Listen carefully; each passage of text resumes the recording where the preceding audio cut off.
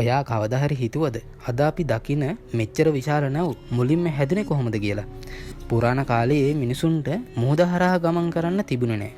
ඒ නිසා ඔවුන් ලී කුරු එකතු කරලා සරල රාෆ්ට් එකක් නැත්නම් පරාල වගේ දේවල් හදලා නදියෙන් පාවෙලා ගියා. ඊට පස්සේ ලී කඳන් වල ඇතුළ හිස් කරලා බෝට් එකක් විදියට හදාගන්න මිනිස්සුන්ට පුළුවන් වුණා. මේකට ඩොංකා වගේ ලී භාවිතයෙන් මේ දේ කරන්න පටන් ගත්තා.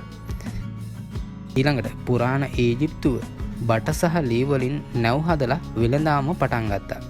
කාලයත් එක්ක ෆිනීසියාව සහ පුරාණ ග්‍රීසිය වගේ රටවල් රුවල් යොදාගෙන සුළඟින් යන නැව් හදන්න මුලින්ම පටන් ගත්තා. මේ නැව් වෙළඳාම මෙන්ම යුද්ධයටත් භාවිතා කළා. ඊට පස්සේ ලෝකය හොයාගන්න කාලය ආවා. ක්‍රිස්ටෝපර් කොලම්බස් සහ වස්කෝ ද ගාමා වගේ සංචාරකයින් මේ නැව් වලින් ලෝකය වටා ගමන් කරන්න ආරම්භ කරා.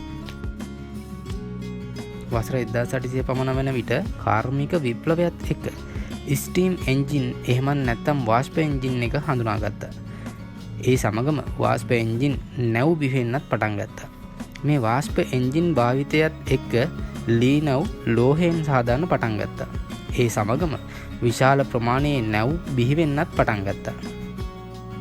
1912 දී ටයිටැනික් වගේ දරුණු නැව් අනතුරු සමගත් එක්කම නැව්වල ආරක්ෂාව තව වැඩි දියුණු වෙන්න පටන් ගත්තා.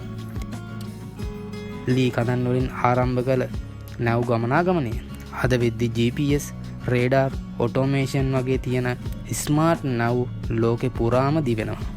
ඔයාට මේ වගේ තවත් රසවත් කතා ඕන නම් අපේ channel එක subscribe කරන්න අමතක කරන්න එපා. ඒ වගේම ඔයාට දාන වීඩියෝ ඒ වෙලාවෙම ගෙන්න ගන්න bell icon එක අනිවාර්යයෙන්ම click කරන්න. අනිවාර්යෙන් මේකට comment එකක් දාන්නත් අමතක කරන්න නම් එපා.